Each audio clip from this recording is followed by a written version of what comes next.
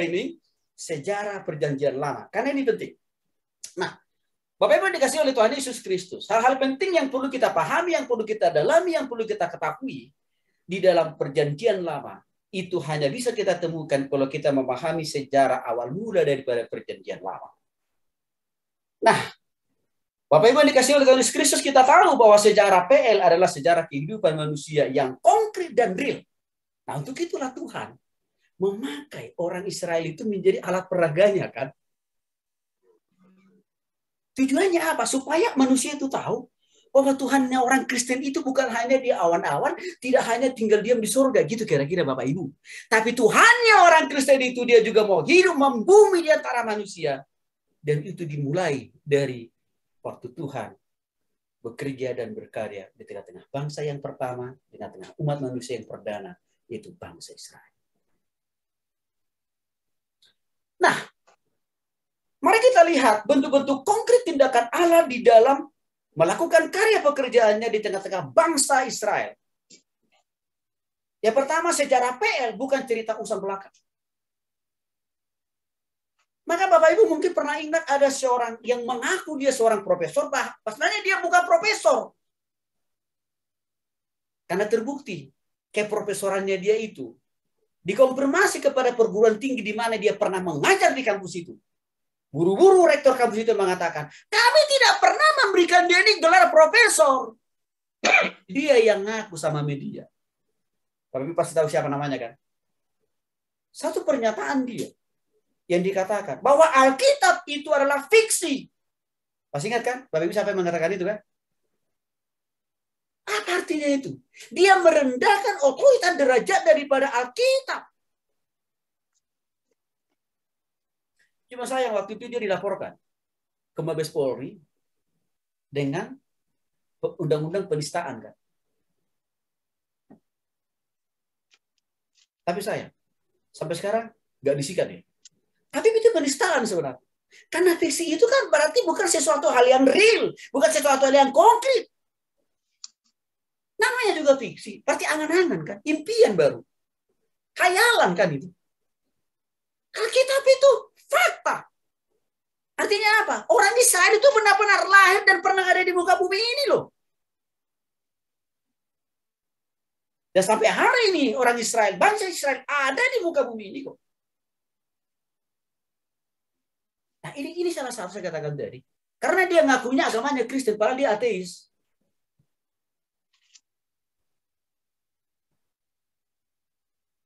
Ya. Bapak Ibu, kenapa begitu pikiran orang ini? Karena tidak memahami Alkitab PL dengan benar. Yang juga apa? Udah pastilah dia juga tidak paham PB. Makanya dia bilang fiksi. Wah, saya waktu dengar itu saya agak panas hati juga, Bapak Ibu. Maka waktu itu saya dengar 2 hari kemudian, ya, dia dilaporkan, kan. Wah, saya pikir Tuhan terima kasih. Saya waktu itu sudah mulai saya berpikir, ya kalau nggak ada orang yang laporin, ya sudah saya juga akan pasti laporin. Tapi sayang, sampai sekarang nggak disikat polisi dia. Padahal soalnya itu layak untuk dijatuhi hukuman penistaan agama. Karena yang dinista dia itu bukan hanya Alkitab orang Kristen, tapi juga semua kitab-kitab yang lain. Karena dia bilang, semua kitab suci itu adalah fiksi. Nah, saya mau mengcounter itu. Supaya jangan sampai itu, pemahaman itu ada dalam pikiran kita, dalam diri orang-orang kita lain. Alkitab itu benar, semua yang terkata di dalamnya benar-benar 100% terjadi, terrealisasi di dalam kehidupan manusia. Artinya apa? Tuhan itu memang benar-benar pernah lahir, pernah hadir, pernah turun ke dunia ini, baik sebelum PB, dia sudah pernah ada di dunia ini melalui kehadirannya di antara bangsa Israel.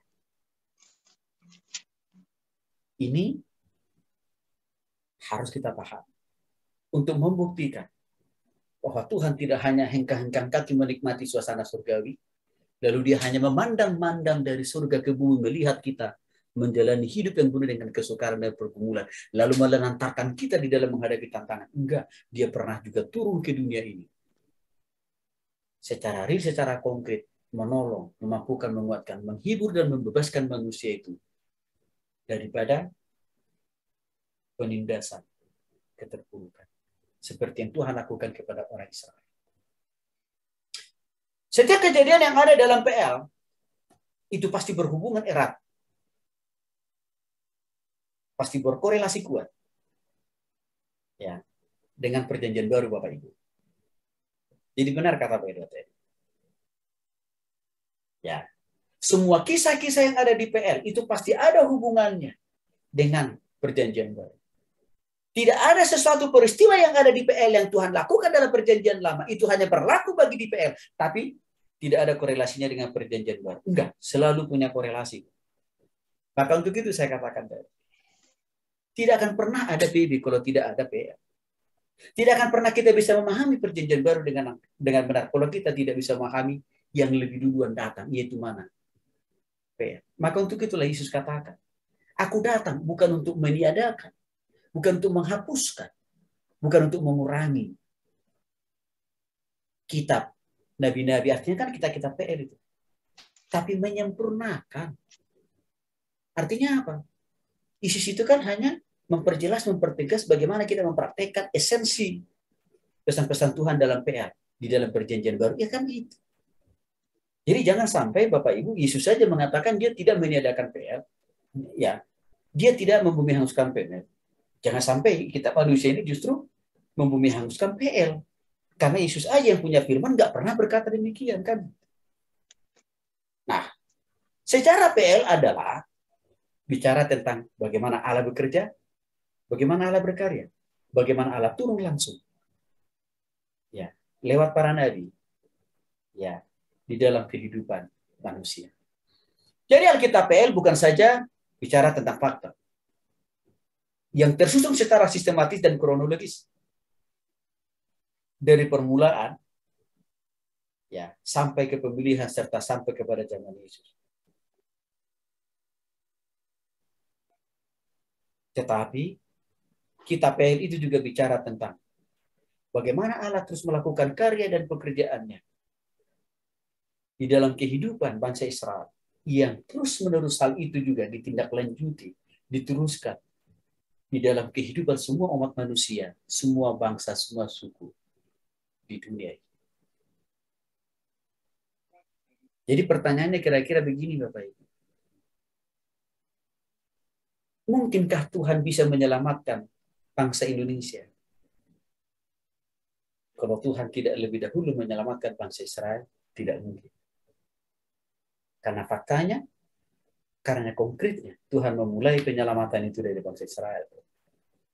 Tapi saya sudah ingatkan tadi, penyelamatan yang saya maksud itu bukan penyelamatan ya hanya bersifat jasmania ya, tapi juga penyelamatan rohani yang maksud saya. Nah, sejarah PL adalah sejarah keselamatan rohani dan jasmani. Jadi jangan lupa. Kalau kita lihat di PL itu sebenarnya Bapak Ibu, banyak loh. Tuhan di sana menjelaskan bagaimana Tuhan menyelamatkan orang secara jasmani. Bahkan kalau kita perhatikan, di PL lebih banyak dijelaskan di sana bagaimana Tuhan menyelamatkan secara jasmani dibanding PB. PB lebih banyak atau lebih dominan bicara penyelamatan Tuhan secara rohani. PL di samping dia bicara masalah penyelamatan rohani, tapi juga penyelamatan jasmani. Nah ini tadi. Cuma kenapa orang tidak tertarik belajar secara iman, belajar secara jasmani dari orang-orang di PL? Karena nggak mau susah, nggak mau rumit. Artinya nggak mau tekun, mendalami dan mempelajari setiap apa makna daripada setiap peristiwa yang Tuhan lakukan di dalam diri para nabi atau tokoh-tokoh di zaman PL. Tapi kalau Bapak Ibu dalami, ya di PL banyak bicara Tuhan, banyak dijelaskan di sana bagaimana Tuhan menyelamatkan orang secara jasmani di samping secara rohani. Saya sudah sebut contohnya tadi. Kisah Yusuf. Itu kan dialami oleh banyak orang Kristen di zaman ini kan Bapak Ibu. Mengalami ketidakadilan, mengalami perlakuan yang tidak manusiawi. Kan itu sering dialami oleh orang percaya kan di zaman ini Bapak Ibu. Artinya apa? Kalau orang Kristen memahami itu dengan benar, seperti saya katakan tadi, waktu saya pahami kisah Yusuf itu dengan benar, lalu saya mendapatkan perlakuan yang tidak manusiawi, yang tidak adil, saya tetap bisa memandang kepada salib Kristus. Saya tetap konsisten untuk setia mengasihi, melayani Tuhan Bapak Ibu.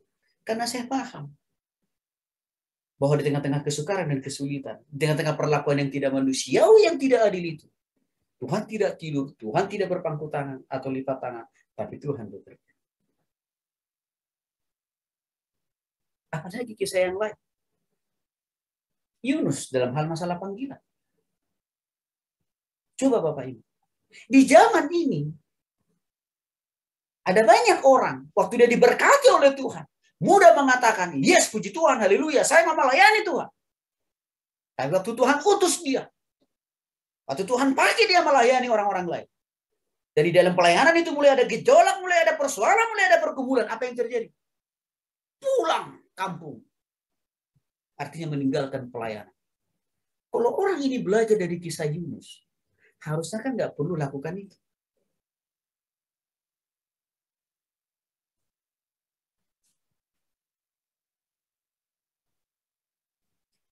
Jadi mau saya katakan dalam hal ini Bapak Ibu yang dikasih oleh Tuhan Yesus Kristus, semua peristiwa-peristiwa yang dicatat dalam PL itu semuanya tersusun secara sistematis, secara kronologis berurutan maksudnya. Untuk memperlihatkan kepada kita bahwa inti dari semua peristiwa-peristiwa yang Tuhan lakukan dan kerjakan di dalam kehidupan bangsa Israel, para nabi, dan juga tokoh-tokoh yang lain di dalam Alkitab. Itu kan benang-merahnya bicara tentang bagaimana Tuhan terus-menerus melakukan upaya dan usaha untuk menyelamatkan manusia itu dalam dua hal, rohani dan jasmani.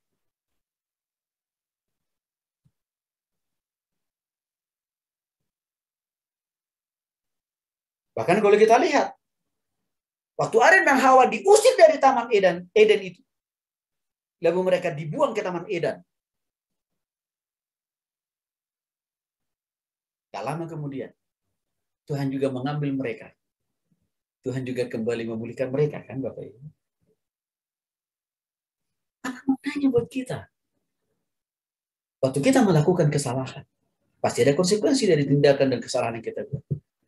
Dan kita harus konsisten menghadapi, menjalani hukuman. Karena itu kan akibat kesalahan kita. Tapi Tuhan kita bukan Tuhan yang pendendam. Tapi Tuhan kita, Tuhan yang penuh dengan belas kasihan.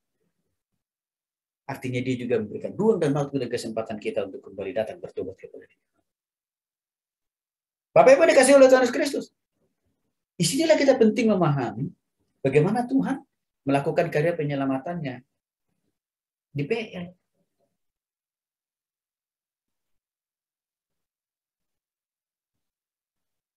Bahkan seringkali manusia itu maju mundur. Kan yang dilakukan oleh orang PL kan. Khususnya orang Israel. Masih lihat Bapak Ibu misalkan.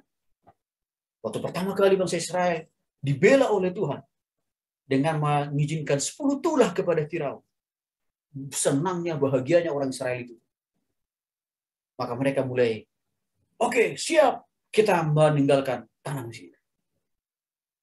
Tapi Bapak Ibu, saudaraku, apa yang terjadi? Waktu mereka memulai perjalanan menuju kanan, mulai membeli.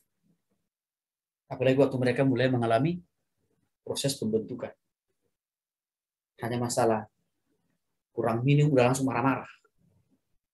Hanya masalah makanan yang kurang, udah langsung hujat Tuhan. Hujat Musa. Oke. Ya sampai saya katakan tadi. Tapi di situ kan Tuhan juga tetap memberikan kasihnya kepada bangsa Israel. Dengan cara apa? Oke, mereka dikasih mana, roti kan itu. Mereka dikasih minum. Tapi gitu, nggak setelah mereka menikmati makan minum itu, lalu ada persoalan lagi, marah lagi. Di situ kita melihat bahwa apa Tuhan itu selalu memberikan ruang dan kesempatan untuk bertobat. Apa maknanya buat kita di zaman ini? Tuhan kita itu bukan Tuhan yang bengis, sombong. bukan juga Tuhan yang jahat. Bukan apa? Juga Tuhan yang baper atau kepahitan, enggak. Tapi dia selalu terus memberikan ruang dan kesempatan kita untuk bertobat kepada Dia. Cuma persoalannya manusianya nggak mau selalu merespon pertobatan itu. Nah, itu pelajaran buat kita kan di zaman ini. Kronologis sejarah perjanjian lama, zaman Adam, ya, itu dimulai kira-kira tahun 5000, ya, sampai tahun 4000 sampai dengan tahun 5000 sebelum Masehi, sebelum Kristus lahir. Secara fisik ya. Nah, saya harus selalu sampai di situ supaya jangan sampai salah lagi nanti kesimpulannya ya. Oke ya. Tapi Kristus itu sudah ada sebelum perjanjian baru ya. Jangan sampai salah lagi. Oke.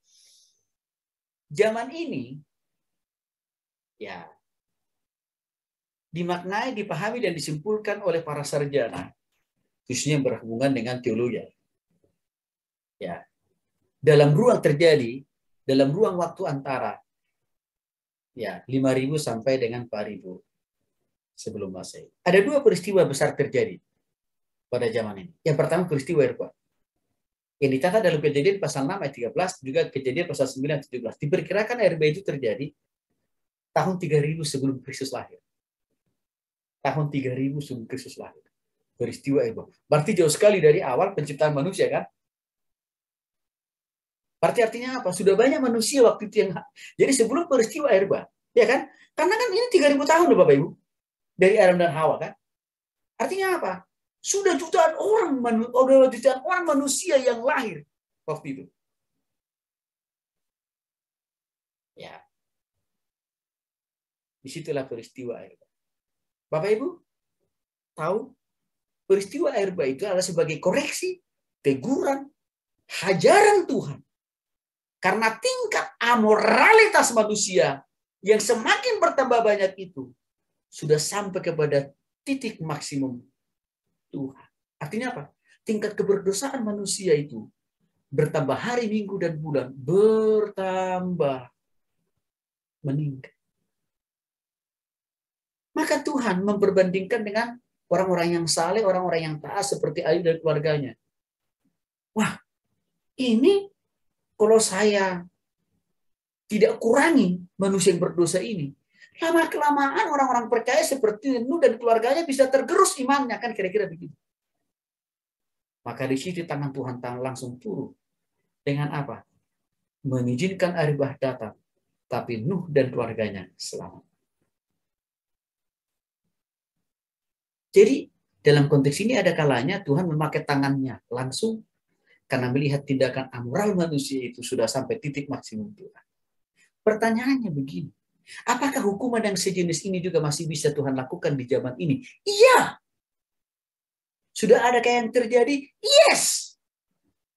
Apa contohnya? Masih ingat Bapak Ibu peristiwa badai tsunami pertama kali?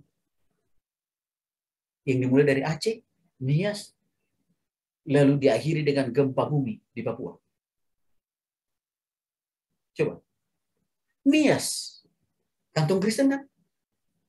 Papua, kantung Kristen juga. Waktu itu banyak saudara kita itu marah. Apalagi orang Nias marah besar. Ini di mana keadilan Tuhan? Gereja kami bangun, gereja kami dirikan. Antara satu dengan yang lain hanya sebatas 50 meter. Tapi kok kenapa Tuhan ratakan semua gereja-gereja yang kami bangun itu? Itu kata mereka. Saudara kita di Papua juga nggak kalah galaknya juga sama Tuhan. Tuhan, bukankah tanah ini kami nubuatkan menjadi tanah Injil? Begitu. Kenapa Tuhan izinkan terjadi gempa bumi di sini Tuhan? Bukankah Injilmu sudah kami nubuatkan di sini? Ada. Bahkan waktu itu saudara kita Papua ngotot sama pemerintah untuk menjadikan Papua sama seperti Aceh. Apa itu? Diberlakukan syariat Kristen.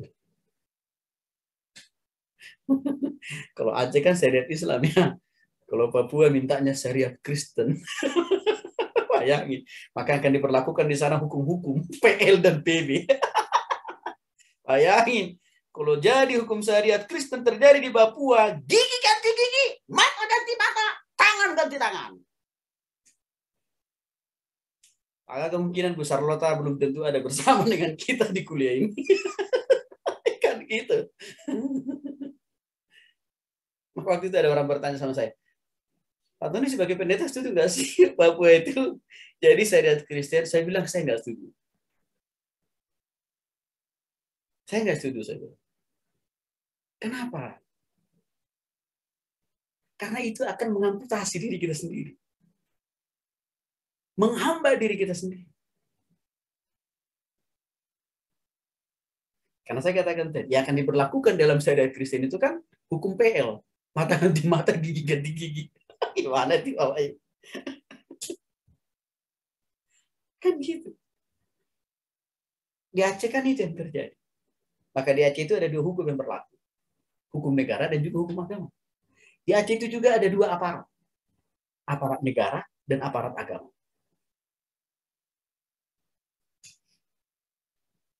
Bingung masyarakat. Kalau sudah begitu jadi secara betul. Ya. Masa yang terjadi kedua di dalam zaman Adam sampai Abraham. Ini zaman Adam sampai Abraham ya Bapak Ibu ya. Peristiwa pertama tadi antara zaman Adam dan Abraham, peristiwa air bah. Yang kedua, pembangunan Menara Babel. Dalam Kejadian pasal 11 ayat 1 sampai 9. Masih nggak Bapak Ibu kisah ini kan? Yang dipimpin oleh Nimrod. Mereka membangun Menara Babel. Motivasi, tujuan, maksud mereka membangun Menara Babel itu. Mereka mau meninggikan diri mereka melebihi dari Tuhan. Sombongnya. Luar biasa. Maka apa yang terjadi? Tuhan kacaukan bahasa mereka. Sehingga waktu mereka lagi sibuk-sibuknya membangun Menara Babel itu. Tukang yang paling atas minta batu bata. Sama kenek tukang yang di bawah. Yang dikirim apa? Martin. Kan itu yang terjadi. Kacau bahasa mereka. Tidak memahami dan tidak mengerti bahasa di antara sama mereka. Padahal masih bangsa yang sama. Terjadi kekacauan komunikasi di situ. Terjadi konflik di situ. Itu bisa Tuhan lakukan. Karena tingkat keberdosan, kesombongan manusia itu sudah sampai pada titik maksimum Tuhan. Pertanyaan, apakah jenis hukuman yang sama seperti ini masih berlaku di zaman ini? Masih. Cuman formatnya berbeda. Apa? Konflik antar suku, antar marga, antar sesama orang Kristen. Satu gereja, satu denominasi. Kan terjadi kan Bapak Ibu? Apa persoalannya? Masalah komunikasi kan? Karena semuanya sama-sama ingin menyombongkan diri. Bahwa gerejaku yang paling oke-oce, yang lain gak ada apa-apanya. Maka terjadi konflik di dalam gereja itu. Terjadi konflik di dalam denominasi itu. Itu salah satu bentuk implementasi ya atau pemaknaan dari pembangunan Menara Babel dalam kehidupan kita. Kalau mau kita tarik lebih jauh lagi, apa implikasinya? Konflik dalam rumah tangga. Kan hari-hari ini ada keluarga-keluarga Kristen juga yang hanya masalah komunikasi, berujung di pengadilan agama. Coba itu Bapak Ibu. Hanya masalah komunikasi. Ujungnya di pengadilan agama. Ada namanya zaman patriark. Zaman patriark ini sebenarnya istilah dari zaman kepemimpinan gereja Ortodoks pada waktu itu. Dalam ini terjadi di masa kira-kira ya tahun 2000 sampai ya tahun 1400 sampai dengan tahun 2000 sebelum Kristus lah secara fisik. Ya, saya harus selalu di situ ngomongnya. Jangan sampai salah tafsir lagi ya. Oke. Apa yang terjadi di sini? Disinilah Tuhan menyuruh Abraham untuk mengembara, untuk merantau, meninggalkan tempat kelahirannya ke kota, ke tempat yang lain. Itu ditata dalam Kejadian pasal 1 sampai dengan Kejadian pasal 50. Nanti Bapak Ibu bisa lihat. Peristiwa itu, masa pengembaraan yang dilakukan oleh Musa, masa perantauan yang dilakukan oleh Abraham, diperkirakan terjadi antara tahun 1600 sampai dengan tahun 2000 sebelum Kristus lahir. Nah, sadar atau tidak sadar, pola hidup pengembaraan ini diadopsi oleh kita-kita juga. Contoh, Pak Edward. Ya. Bagaimana ceritanya orang Batak bisa menjadi orang Tasik? Kan itu bicara masalah penggembaraan. Tanpa kita sadari kita adopsi pola hidup orang PL itu. Kan gitu. Saya juga belajar untuk hidup merantau. Dari kampung sana ke Bandung. Kan gitu. Berarti saya secara tidak langsung saya mengadopsi pola hidup yang dilakukan oleh Abraham. Maka memang begini. Suku yang akan cepat maju dan berkembang adalah suku yang selalu rindu, ingin, dan senang untuk melakukan ekspansi. Atau dalam bahasa lain, merantau.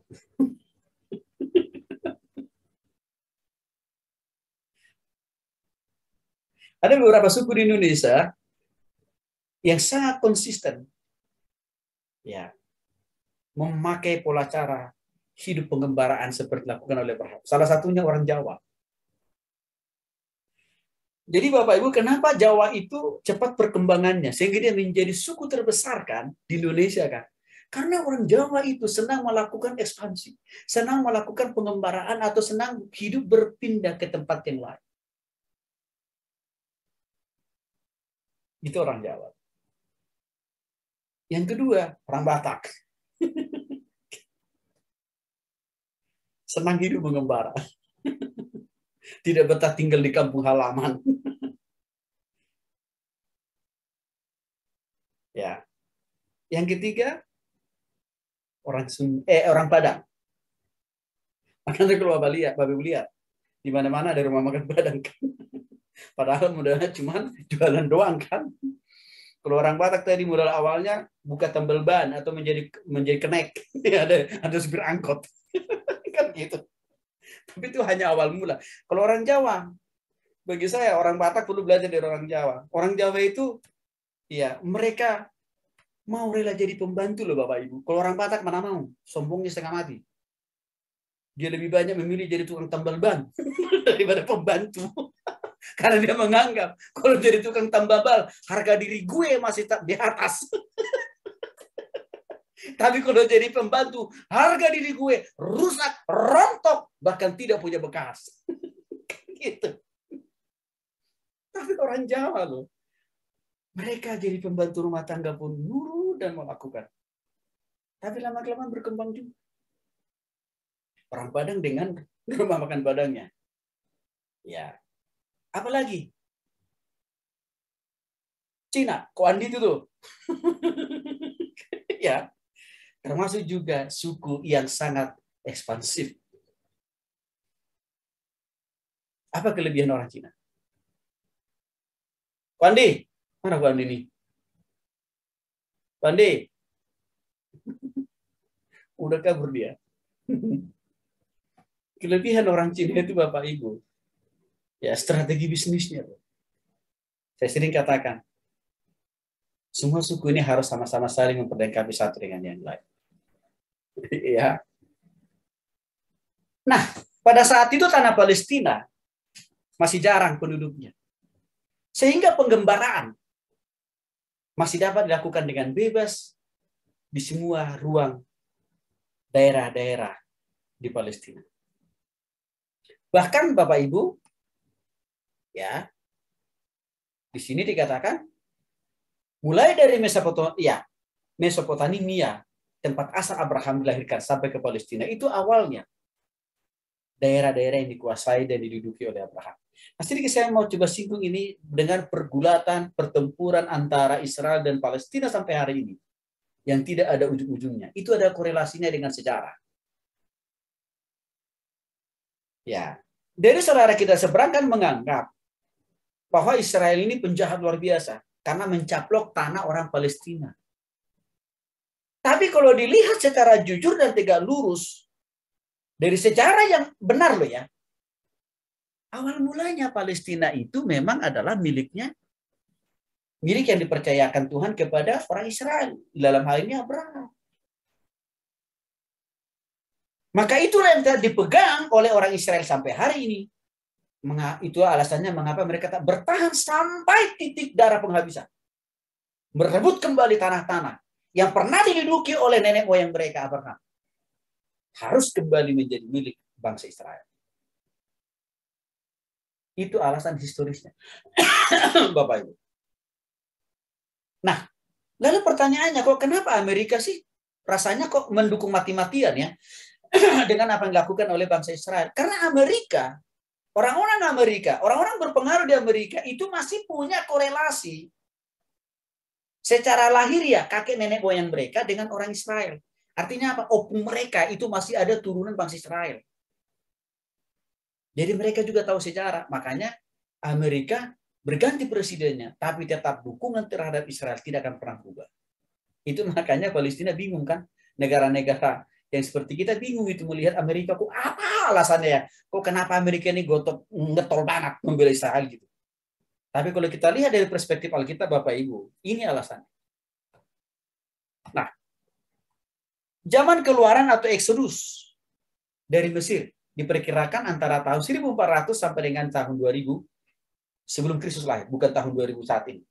Ada dua periode besar terjadi pada zaman ini, di mana diperkirakan peristiwa itu terjadi kira-kira 430 tahun. Dicatat dalam Keluaran 12 ayat 40 sampai dengan 41. Masa yang terjadi pada zaman ini adalah masa Abraham dipanggil Tuhan sampai Yakub masuk ke Mesir. Nah, jadi ini supaya Bapak Ibu bisa nangkap bagaimana sih awal mulanya sebenarnya bangsa Israel itu dijajah oleh orang Mesir. Ini awalnya. Awalnya sebenarnya mereka tidak dijajah. Awalnya mereka hanya menjadi pendatang. Ya, di Mesir. Tetapi lama-kelamaan penduduk asli di sana makin berkembang. Dan perkembangan itu, penduduk yang begitu berkembang banyak, yang makin berkembang itu, juga rupanya mereka tidak percaya kepada Tuhan. Tuhannya Abraham. Nah, mulailah di situ, karena jumlah mereka makin bertambah banyak, keturunan Abraham makin berkurang, tidak sebanyak orang Mesir pada waktu itu, Bapak Ibu, maka mulailah ditindas orang Israel pada masa itu. Nah, peristiwa yang kedua yang terjadi pada konteks ini adalah Israel di Mesir, peristiwa yang terjadi. Ya. Masa bangsa Israel di Mesir sampai mereka keluar dari Mesir. Di sini penuntunan Tuhan ya bagi bangsa Israel untuk kembali meninggalkan Mesir, kembali ke tanah perjanjian. Nah, dalam saat itulah usia Musa. Ya, usia Musa pada waktu itu sudah usia 80 tahun.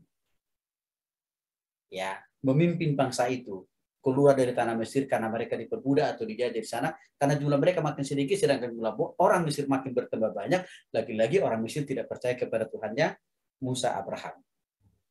Nah, zaman hakim-hakim ini terjadi sekitar tahun 1400 sampai dengan 1050 sebelum Kristus lahir. Nah, zaman ini ada masa sesudah kematian Yosua. Ya, zaman ini adalah masa sesudah kematian Yosua. Berarti ini mereka sudah di tanah Kanan nih. Fix sudah di tanah Kanan. Dalam masa ini, Bapak Ibu, ada 13 hakim yang ditunjuk oleh Tuhan untuk memimpin bangsa Israel. Untuk apa hakim ini dipilih dan ditunjuk oleh Tuhan memimpin bangsa Israel? Sebagai wakil Tuhan di bumi. Sebagai wakil Tuhan di hadapan mata orang Israel. Sayang pada masa-masa ini dianggap sebagai masa gelap bangsa Israel. Karena kenapa? Tingkat keberdosaan orang-orang Israel itu makin subur, makin berkembang. Kejahatan mereka perbuat. Walaupun ada hakim yang dipilih oleh Tuhan untuk memimpin mereka, mengarahkan mereka, memimpin mereka, tapi mereka tidak makin bertambah takut sama hakim-hakim itu. Karena mereka menganggap, lo kan bukan Tuhan, kan kira-kira begitu. Lo kan sama dengan kita kok, manusia juga kok, makanya juga sama, kan kira-kira begitu. Sehingga mereka dengan seenaknya untuk berbuat dosa. Maka memang ada kesan ini. Pada masa zaman hakim-hakim ini, sepertinya Tuhan tidak bekerja. Padahal enggak. Tuhan tetap hadir, Tuhan tetap melihat kesengsaraan orang Israel, Tuhan tak melihat tingkat keberdosaan yang mereka lakukan. Tetapi memang kadar mujizat penyertaan pemeliharaan Tuhan tidak seintensif waktu mereka dituntun Tuhan dari Mesir menuju Kanaan. Apa alasannya Bapak Ibu? Karena sering mereka bertambah jahat. Karena sering mereka bertambah makin berbuat banyak dosa di hadapan Tuhan. Sehingga mereka seringkali diizinkan Tuhan dikalahkan oleh bangsa lain, dirampok, dijajah, diperlakukan sangat buruk oleh bangsa lain. Apa implikasinya buat kita dari peristiwa ini? Dosa yang terus dibangun, dipertahankan, dikembangkan, dan tidak mau berubah dan bertobat di hadapan Tuhan, pasti akan membawa konsekuensi dalam hidup kita, usaha, pekerjaan, dan bisnis kita. Dosa, Bapak Ibu. Artinya berkat Tuhan akan susah waktu orang Kristen tidak mau sungguh-sungguh total bertobat kepada Tuhan. Itu implikasinya. Jadi menarik mempelajari PL sebenarnya. Sama juga. Makanya kenapa kita perlu berdoa untuk bangsa dan negara kita. Selalu kita berdoakan supaya Tuhan menobatkan bangsa ini, menyadarkan bangsa ini, bertobat dari dosa dan kesalahannya. Termasuk juga kita bertobat. Tujuannya apa? Supaya pemulihan, supaya berkat dari Tuhan mudah tercurah bagi bangsa ini.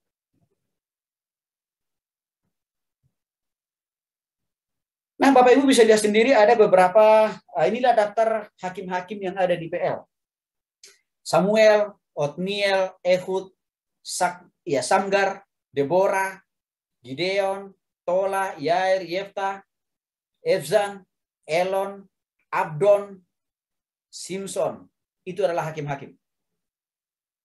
Ya. Jadi supaya nanti kalau Bapak Ibu ditanya oleh teman-teman atau jemaat, siapa saja yang nama-nama hakim-hakim dalam perjanjian lama. Nah, saya berharap kita yang sudah mendalami itu lagi harus hafal ini Bapak Ibu. Begitu ya. Jangan sampai, wah, nama hakimnya Yesaya. Suaranya kencang pula, salah pula. Kan gitu ya. Aduh, capek deh. Janganlah, malu kita. Ya, jadi harus hafal ini. Ya, harus paham betul. Ya, ini nama-nama hakim-hakim. Oke, baik. Saya agak cepat. Ini beberapa latar belakang hakim-hakim itu. Yefta, dia lahir di Gilead, sukunya suku Manasye, lama dia memerintah 6 tahun. Ciri khasnya tidak dapat diidentifikasi. Efzan, kota kelahirannya Bethlehem, sukunya Yehuda, lamanya dia memerintah memimpin bangsa Israel 7 tahun. Anaknya banyak, 30 putra, 30 putri. Kalau orang Batak. Elon, dia lahir di Ayalon, sukunya Zebulon, lama dia memerintah selama 10 tahun. Tidak terdeteksi ciri khas atau historis daripada latar belakang keluarganya. Abdon, asal kelahirannya Piraton, sukunya Efraim, lama memerintahnya 8 tahun. Ya, ini latar belakang mereka. Nah, zaman kerajaan bersatu, ini diperkirakan ya antara tahun 1050 sampai dengan 931. Ya, sebelum Kristus lahir. Nah, dalam masa ini Bapak Ibu, Israel menjadi bangsa yang memiliki derajat yang tinggi. Ya. Di antara bangsa-bangsa sekitarnya. Ya. Ya, Bapak Ibu sedikit saya agak terlupakan tadi. Kalau kita lihat kembali ke sini ya. Bangsa Israel itu tidak hanya satu suku loh ya Bapak Ibu ya. Enggak. Bangsa Israel itu sukunya banyak. Persis seperti orang Indonesia. Ini saya sedikit mau jelaskan supaya kita punya pemahaman akan hal itu ya, supaya jangan sampai salah ngomong juga sama orang nanti. Jadi jangan sampai kita berpikir, wah orang Israel itu sukunya cuma satu, orang Batak pula, udah salah pula. Nah enggak, ya Bapak Ibu ya. Oke. Nah, zaman kerajaan bersatu ini agak menarik, karena mulai bangsa Israel ya di atas awan. Karena bangsa-bangsa lain takut dan gentar menghadapi mereka. Karena terjadi kemajuan yang luar biasa pada zaman kerajaan bersatu ini. Ilmu pengetahuan, kesusastraan, dan pembangunan terjadi begitu masif pada posisi tahun ini. Ya, sistem pemerintahan yang berlaku pada saat itu adalah teokrasi, yaitu kepemimpinan langsung Tuhan. Jadi Tuhan langsung yang menjadi pemimpin atas mereka. Ya, tentu ada perpanjangan tangan Tuhan juga untuk turun langsung kepada mereka. Siapa? Raja. Ya. Nah, tapi lagi-lagi gak lama mereka diberkati oleh Tuhan. Sombong lagi. Ngeyel lagi sama Tuhan. Sehingga apa? Tuhan pilihlah raja-raja tadi untuk lebih konsisten. Untuk lebih bisa langsung mengarahkan dan membimbing dan memerintah mereka. Menegur mereka. Untuk memperingatkan mereka supaya kembali kepada Tuhan. Untuk mendorong mereka supaya menyesali segala perbuatan-perbuatan. Nah, Bapak Ibu dikasih oleh Tuhan Yesus Kristus. Kalau kita mau ambil implikasinya, zaman kerajaan bersatu ini buat kita apa? Banyak. Satu. Hari ini. Makanya itu alasannya kenapa negeri kita ini, ya, sebelum menjadi republik, sebelum menjadi negara kesatuan Republik Indonesia, Indonesia ini kan dulunya kan dipimpin oleh raja-raja kan. Ada Raja Sisingamangaraja, kan gitu ya. Ya, ada rajanya orang Jawa, ada rajanya orang Sunda, ada rajanya orang Padang, kan banyak itu dulu kan Bapak Ibu. Nah itu sebenarnya secara tidak langsung itu diadopsi dari Alkitab. Oke. Nah ini dia daftar raja-raja. Jadi termasuk di dalamnya Raja Saul, ya, Daud, Salomo, Rehabeam, Yorebeam, Nadab. Ya. Itu adalah raja-raja yang pernah Tuhan pilih, Tuhan panggil, Tuhan tempatkan di antara orang Israel untuk mendidik, mengarahkan, membimbing mereka. Kalau kita lihat di sini Bapak Ibu, tidak semua loh raja-raja itu punya kehidupan yang baik, punya latar belakang yang baik. Enggak. Raja Saul contohnya. Dicatat bahwa Saul itu karakternya jahat. Ini raja pertama loh di antara orang Israel.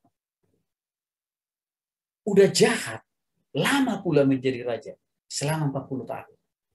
Nabi yang Tuhan kirim di antara bangsa Israel pada waktu itu untuk mengingatkan Saul Samuel, tapi tidak didengarkan Samuel kan. Ya. Daud agak mendingan. Karakternya baik, lama merintahnya 40 tahun. Nabi yang muncul pada saat itu adalah Nabi Nathan.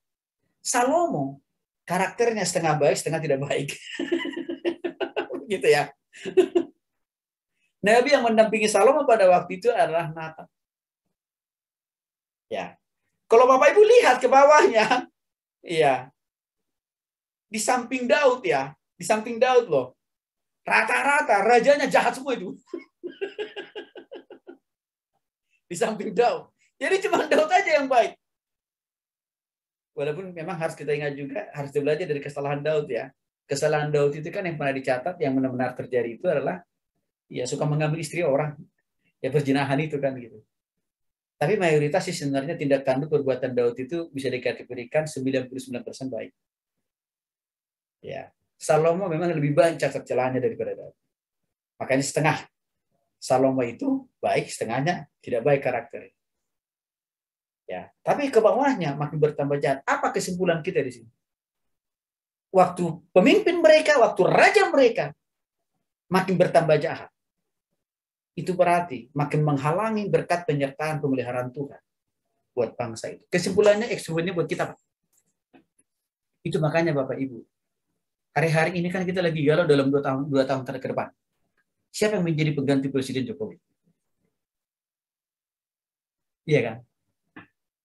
Kenapa Opung Luhut Panjaitan mengusulkan ya 3 periode, hanya dia diprotes di mana-mana. Iya. Saya bilang di Facebooknya, Opung Luhut, Opung, saya tahu isi hati Opung sebenarnya. Tidak lain tidak bukan. Karena Opung melihat Jokowi ini orangnya baik, jujur. Satu. Yang kedua, saya tahu opung ingin sebenarnya supaya pembangunan yang sudah dicanangkan dalam masanya Jokowi tuntas tas. Kalau sampai 3 periode. Tapi hari ini saya katakan, opung sudahlah. Kita berdoa saja supaya Tuhan pilih pemimpin. Kalau bisa kita minta yang lebih baik dari Jokowi, yang lebih jujur dari Jokowi, yang lebih bisa membuat bangsa ini lebih baik. Bapak Ibu, itu alasannya kenapa kita perlu berdoa untuk pemimpin. Baik dari tingkat RT, RW, kecamatan, kota madya, kabupaten, gubernur, menteri, presiden. Ini dia. Karena kalau pemimpinnya jahat, pasti orang yang dipimpin akan dibiarkan hidup semaunya. Dan dampaknya berkat Tuhan jauh. Zaman kerajaan terpecah antara tahun 930 sampai dengan 586. Berakhirlah di sini kejayaan dan kehebatan daripada orang Israel setelah pemerintahan Raja Salomo. Akhirnya setelah kerajaan Salomo runtuhlah, pecahlah bangsa Israel. Bukan lagi menjadi dipimpin oleh satu raja, tapi menjadi banyak raja. Mengapa? Karena mereka itu mulai menciptakan Tuhan-Tuhan yang baru, yaitu berupa patung.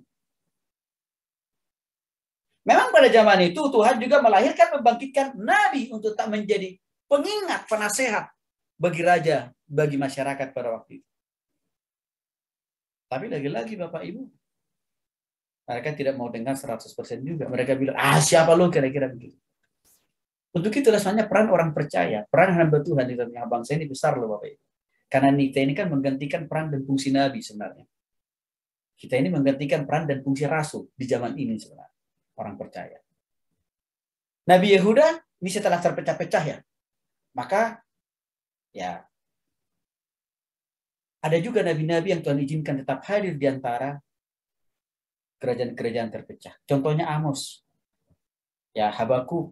Nah, jangan lupa Bapak Ibu ya. Lagi-lagi jangan sampai lupa. Jangan kita sebut ya Salomo nabi, bukan. Raja. Begitu ya.